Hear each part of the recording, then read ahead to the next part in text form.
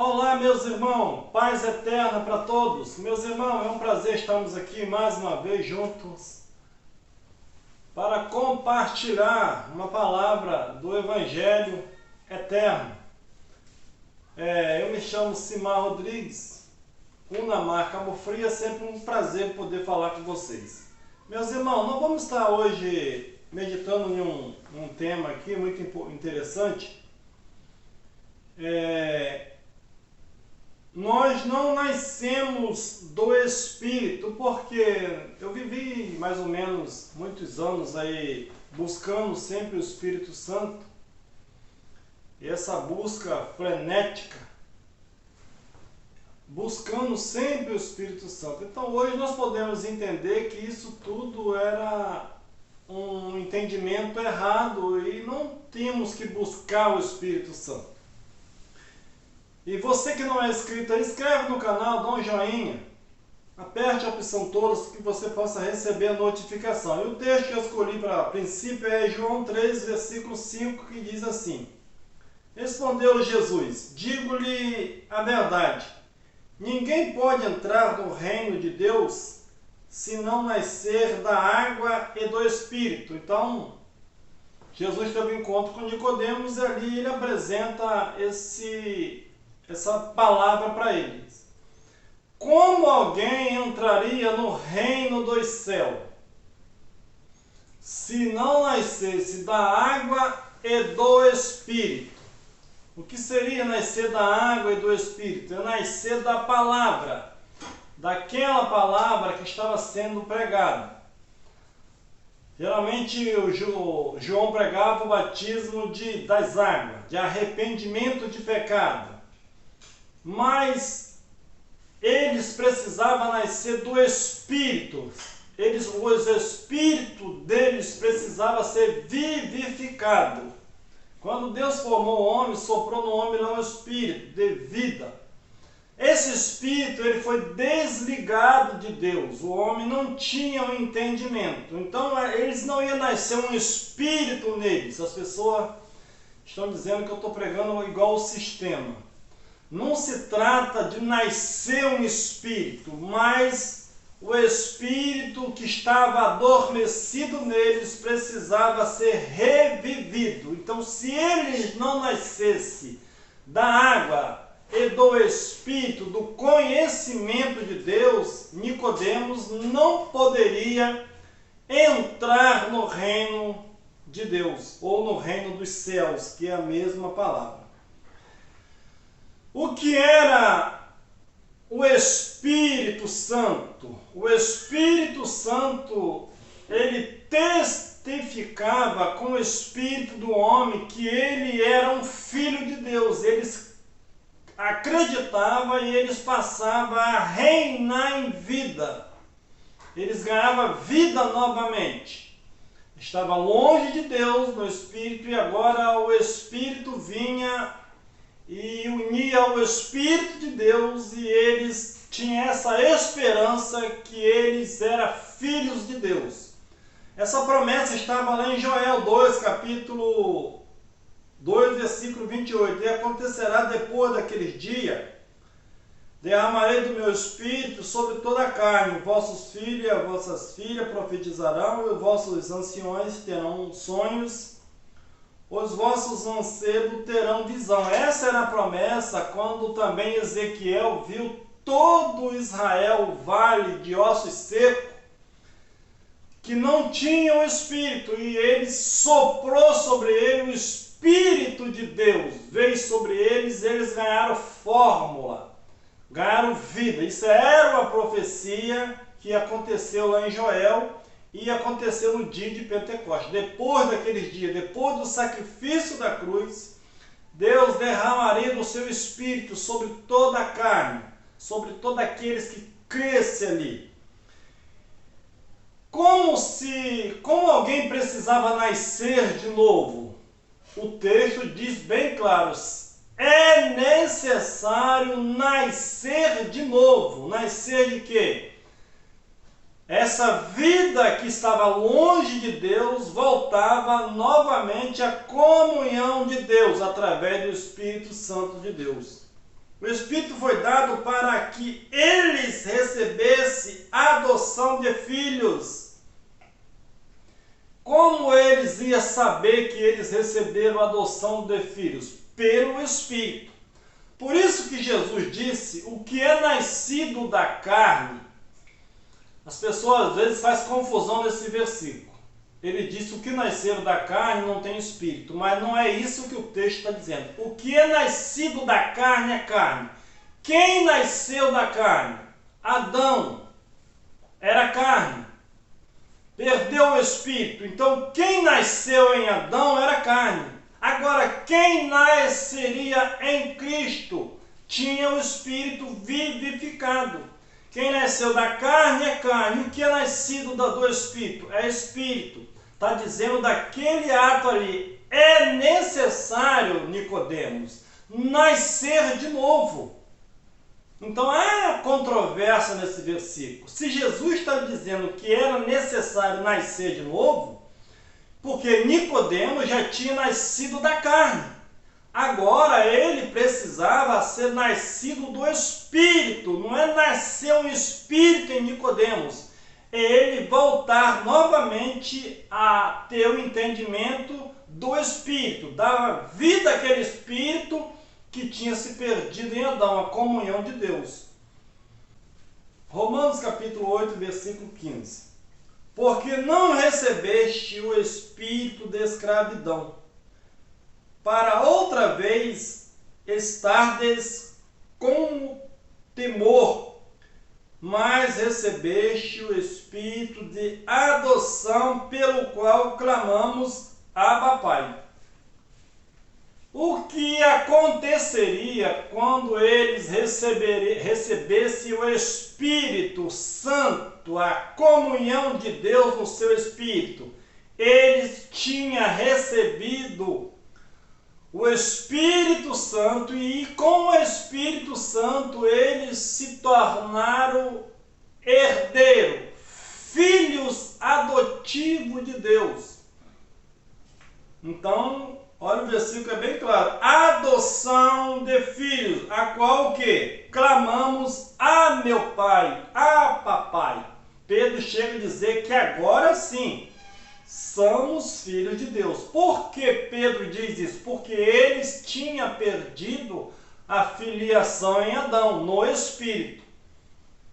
Nós não somos filhos de adoção. Hoje, no século 21, não tem um sequer hoje sobre a terra que é filho adotivo de Deus. Se existe alguém hoje que vai se tornar filho adotivo de Deus, eles se perderam aonde? Então eu e você hoje, nós não somos filhos adotivos de Deus e nós não precisamos nascer do Espírito, porque Jesus é bem claro. O Espírito está pronto, mas a carne é fraca. O Espírito estava pronto, mas a carne era fraca. O Espírito sempre esteve pronto e a carne sempre esteve fraca. Mas com o poder do Espírito Santo vindo sobre o espírito deles, eles amorteciam a carne e aí sim eles iam entender que eles eram filhos de Deus. Então hoje nós não somos herdeiros, porque quando nós nascemos, a herança já tinha sido repartida, nós já viemos diretamente rico na presença de Deus, já viemos totalmente de Deus. Romanos capítulo 9, nós vamos provar que nós não fomos herdeiros de nada. Hoje nós somos um com Deus, sem ser herdeiro, já viemos da família de Deus. Já viemos na família abençoada. Romanos capítulo 9, versículo 1, que diz assim: digo a verdade em Cristo, não minto, dando testemunho comigo, a minha consciência no Espírito Santo, que tenho grande tristeza e incessante dor no meu coração, porque eu mesmo desejaria ser separado de Cristo por amor dos meus irmãos, que são meus parentes, segundo a carne. Paulo estava em uma decisão e muito angustiado, porque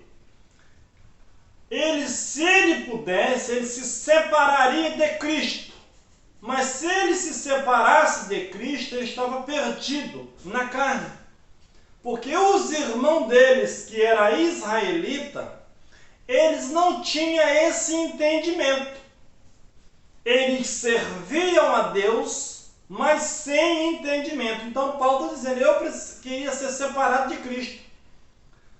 Para quê? Para ver se salvava eles. Segundo a carne, que são irmãos deles segundo a carne.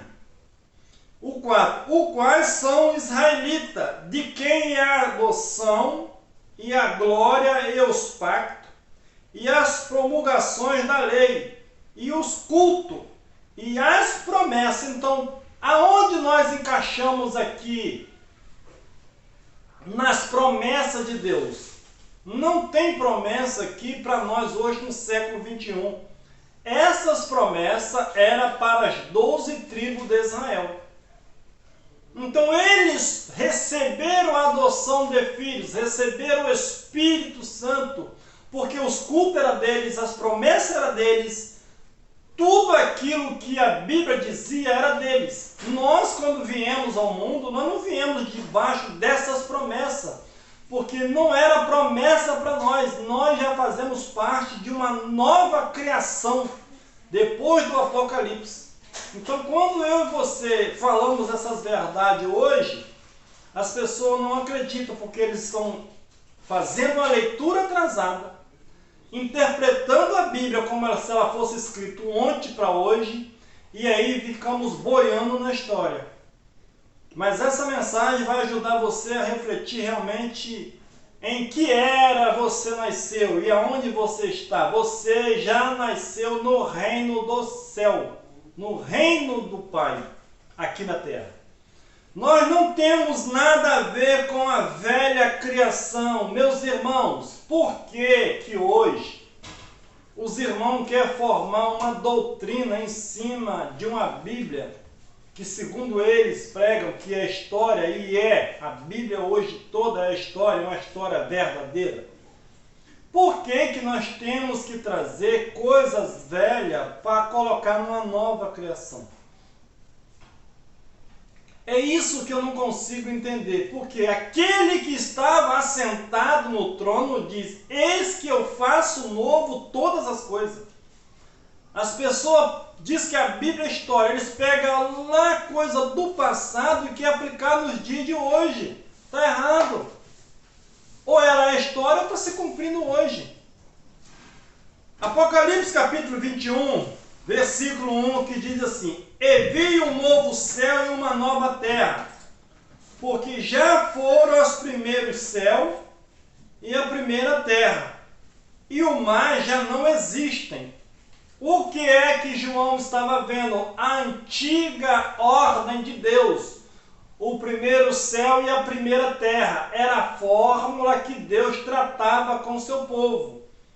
Na antiga aliança, no antigo pacto, Deus tratava e viu um novo céu e uma nova terra. Por quê? Já as primeiras ordens já tinham passado. E o mar, a palavra mar nesse texto, significa a separação de povos. O mar faz separação da terra. Então aqui, esse mar era nações, era povo, línguas. E as nações, as divisões das nações, já não existem mais. Porque Deus se tornaria um em todos. Depois do Apocalipse, depois da obra consumada, Ele faria novo todas as coisas. E o verso 2. E vi a santa cidade, a nova Jerusalém, que descia do céu, da parte de Deus, endereçada como uma noiva, ataviada para o seu noivo. Eu vi uma grande voz vinda do trono que dizia, eis que o tabernáculo de Deus está com os homens. pois com eles habitará, e eles serão o seu povo, e Deus mesmo estará com eles. Então você consegue entender nesse versículo 3 que Deus ele diz que o meu tabernáculo estaria com os homens. Ele habitaria com o homem e ele andaria com o homem.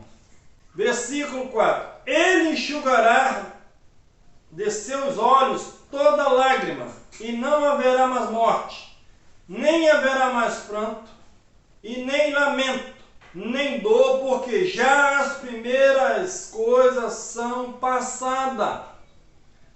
Essa lágrima aqui, meus irmãos, o que era? O que o povo fazia para que ouvisse a voz de Deus e para que eles pudessem ter comunhão com Deus? Eles choravam no altar, eles pagavam preço, eles sacrificavam. Então, quando a morte fosse morta, Deus mesmo moraria com eles, e eles não precisavam mais chorar e nem se lamentar, porque as primeiras coisas já tinham passado e eis que Deus iria fazer tudo novo.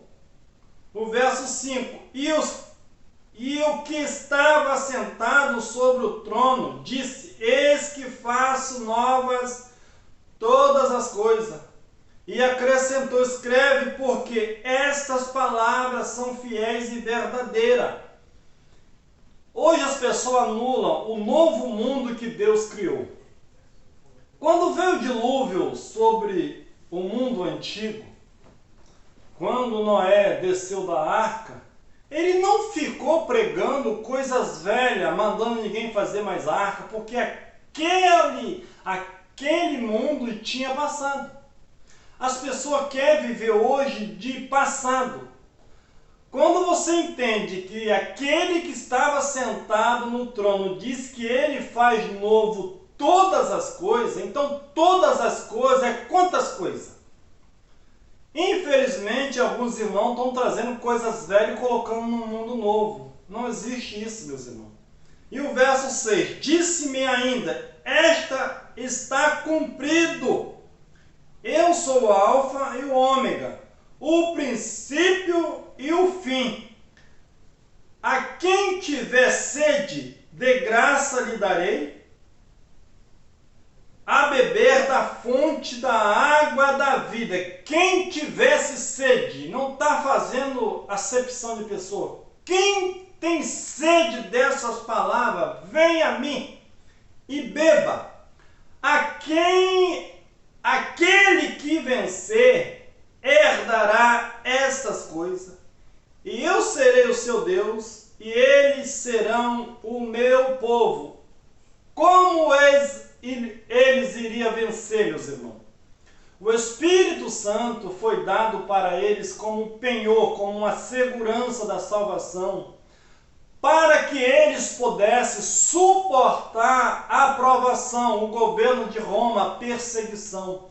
E aqueles que perseverassem naquela fé, naquela doutrina, com a ajuda do Espírito Santo, eles herdariam tudo aquilo. O que? Eis que tudo se fez novo.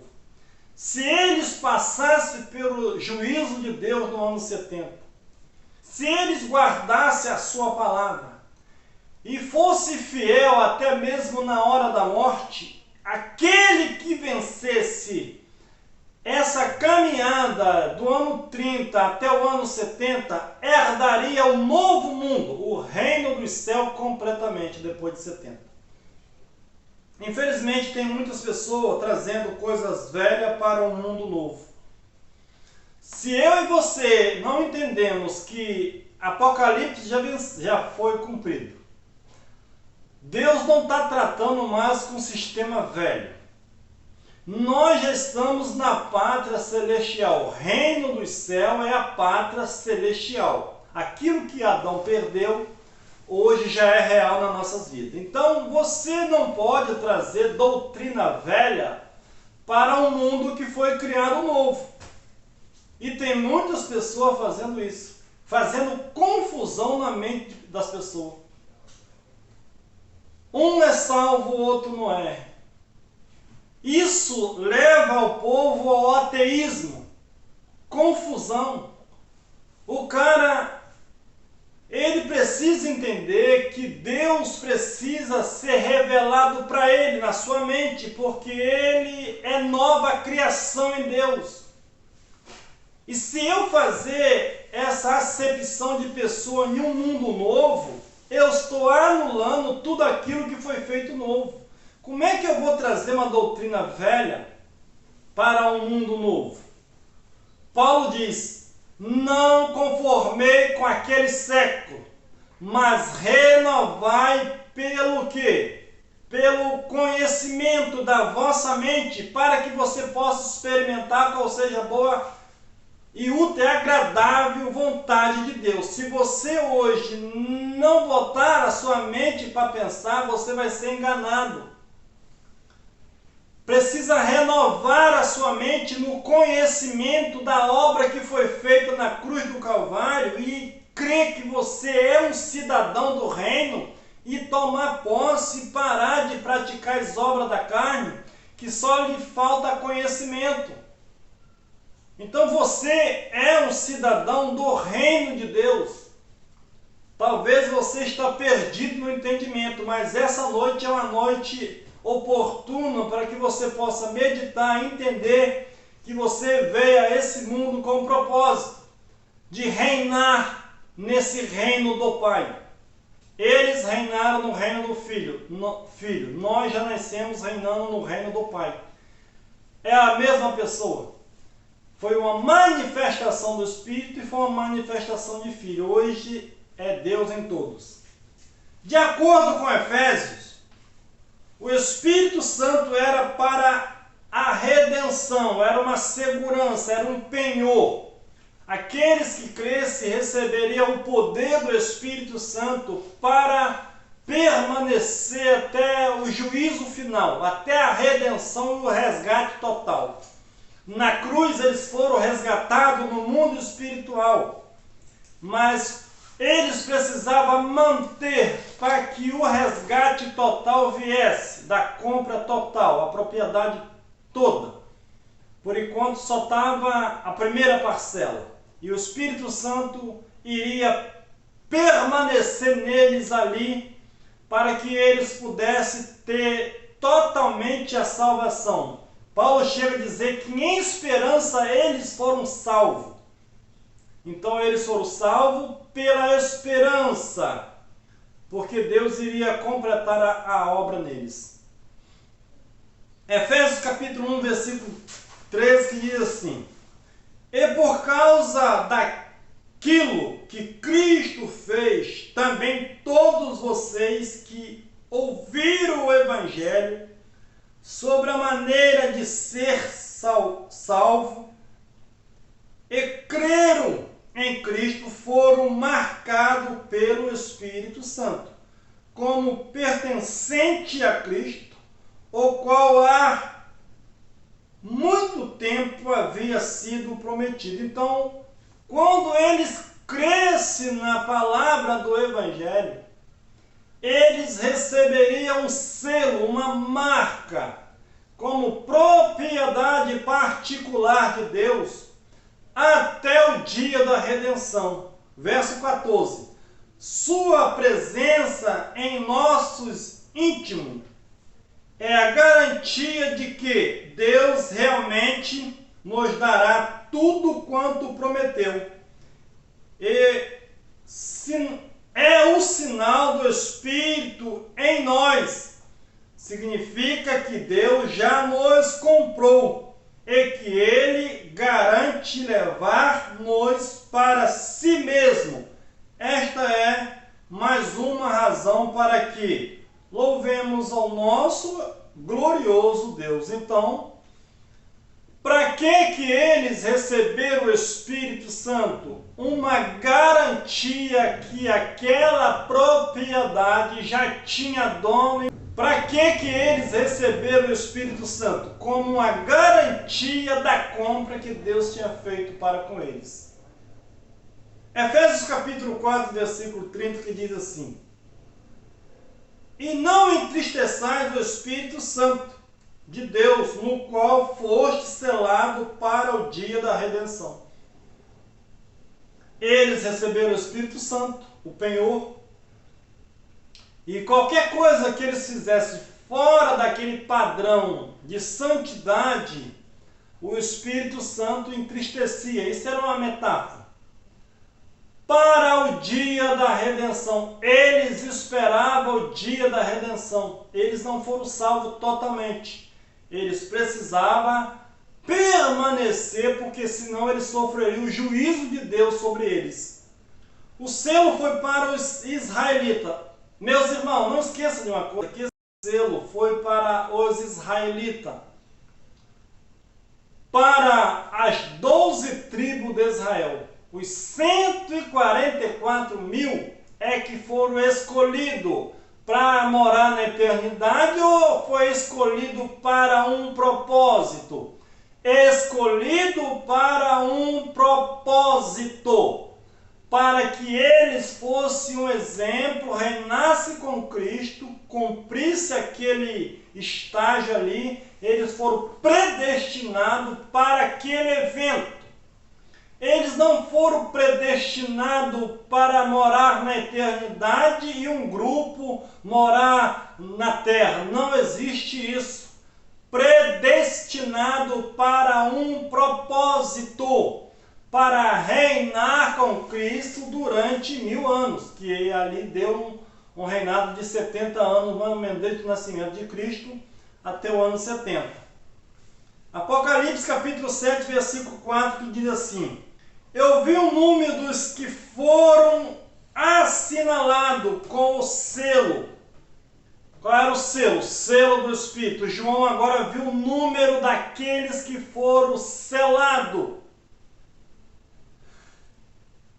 144 mil de toda a tribo dos filhos de Israel. Esses 144 mil, meus irmãos, isso pode ser um número exato, mas também pode ser um número de uma metáfora. Não significa exatamente, mas pode ser mais ou pode ser menos. Isso era um número ali que o povo conhecia realmente a proporção desse número. É igual 1000 anos para Deus é como um dia. Então isso ali era uma linguagem de figura. Então eles viram ali, João viu que foram selados, aqueles que creram no Evangelho, receberam selo, e eles reinaram 1000 anos com Cristo. Então quem foi esses que receberam o selo? Os 144 mil das 12 tribos de Israel. E eu não aceito isso. Eu fui selado também. Meus irmãos, tudo bem, se você aceita isso, que você foi selado, de qual tribo você é? Uma coisa é querer aceitar, outra coisa é ser. Para que eu e você fosse selado hoje, nós precisaríamos ter participado de alguma tribo lá. De qual tribo você é, se você é selado? Da tribo de Dan? Da tribo de Manassés? E qual tribo você é, para que você possa ser selado? O Espírito Santo era uma segurança para a salvação da sua alma até o juízo. Não existe só uma salvação ali, biblicamente. Existe 2 ou 3 tipos de salvação. Romanos capítulo 5, versículo 8, nós vamos ver ali. Romanos 5, 8 diz assim: mas Deus dá prova do seu amor para conosco, para com as 12 tribos de Israel, em que quando éramos ainda pecadores, Cristo morreu por nós. Então, quando eles eram pecadores, o que eles se tornaram pecadores? Pela transgressão da lei. Adão pecou, veio a morte sobre todos, e depois veio a lei. E aonde tinha lei, abundou a desobediência. E aonde abundou o pecado, superabundou a graça. A graça não abundou em nós, porque nós nunca tivemos debaixo do pecado. Sempre o mundo quis jogar o pecado de Adão nas nossas costas. Mas nós não fomos pecadores, pecado original. Nós somos falhos, natureza humana. Mas a transgressão que Adão cometeu foi saiu na cruz. Então, quando Paulo está trazendo a memória deles, quando eles eram pecadores, Cristo morreu por eles. E o verso 9, logo muito mais sendo agora justificado pelo seu sangue, seremos por eles salvos da ira. Então eles foram justificados pelo sangue. O preço que Adão deixou desejar no Éden se tornou uma dívida. Agora, pelo sangue de Cristo, essa dívida foi paga, zerada. Se pelo homem entrou o pecado, pelo outro homem, Cristo, o pecado saiu. E agora? Todo estava salvo no espírito, mas e na mente? Como eles escapariam do juízo se eles não sofressem uma metanoia? E agora eles precisavam ser salvos da ira que viria sobre eles. Como Deuteronômio diz, se atentamente ouvir a minha voz e guardar todos os mandamentos, vocês vão ser abençoados, mas se vocês não guardar, eu vou destruir vocês, vocês vão ser levados escravos, vocês vão ser destruídos. Então é esse juízo que Paulo estava dizendo. Eles foram salvos para reinar com Cristo. As 12 tribos, todos aqueles que foram salvos ali, pertenciam às 12 tribos. 12 estavam ali em Israel, e 10 estava perdida entre as nações. Mas Deus disse, olha, eu tenho outras ovelhas que não são desse aprisco, mas me convém buscar elas. Apocalipse capítulo 20, versículo 4, que diz assim, então vi uns tronos, e o que se assentaram sobre eles foram dado o poder de julgar. E vi as almas daqueles que foram degolados por causa do testemunho de Jesus e da palavra de Deus, e que não adoraram a besta e nem a sua imagem, e não receberam o sinal na fronte, nem nas mãos, e reviveram e reinaram com Cristo durante 1000 anos. Então, quando Jesus vem, irmão, ele monta um tribunal de Cristo, montado aonde? Entre os 12 apóstolos e Cristo. E ali ele diz, aquele que crê em mim já está salvo, quem não crê já está condenado. Então João viu montado um tribunal. E aqueles que estavam sentados sobre esses tronos, ele teve o poder de julgar as 12 tribos de Israel. Ele também viu as almas daqueles que foram mortos no final. Eles aceitaram a Cristo, reinaram com Cristo, mas eles foram mortos também, degolados. E aquelas pessoas que foram mortas, eles tiveram o privilégio de reinar com Cristo ali durante aquele período. Então, João está dizendo que viu as almas daqueles que foram mortos ali. Eles reviveram por quê? Eles não foram mortos ali fisicamente para reviver, para reinar com Cristo. Eles reviveram porque eles estavam mortos no pecado de Adão. Receberam vida, reinaram com Cristo, mas alguns deles foram degolados pelo testemunho que eles deram de Cristo. E reinaram durante esse reinado de Cristo, que foi lá no século I até o ano 70. Ele completou a sua obra. As pessoas estão pensando que Cristo ainda tem obras para fazer ainda. E meus irmãos, no mundo espiritual não existe obra nenhuma a ser feita. Mas no mundo físico, na mente humana, o engano da religião, o engano do ensino, existe sim uma obra para fazer, mas quem vai fazer essa obra? a não ser o Espírito te convencer, o próprio Deus te convencer que você já é um filho dele. Você não precisa levantar a mão para se tornar um filho de Deus. Você já é um filho, agora você precisa crer nisso e tomar posse e passar a reinar em vida. Então a obra, Deus iria completar neles ali, não em nós. Nós já viemos na obra pronta, consumada de Deus. Filipenses 1, versículo 6.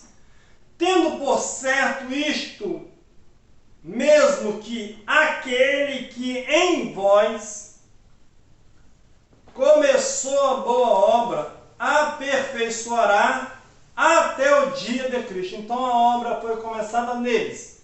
E Paulo está dizendo, quando Cristo vir, vocês vão ser aperfeiçoados. Eles foram aperfeiçoados, nós já nascemos perfeitos em Deus.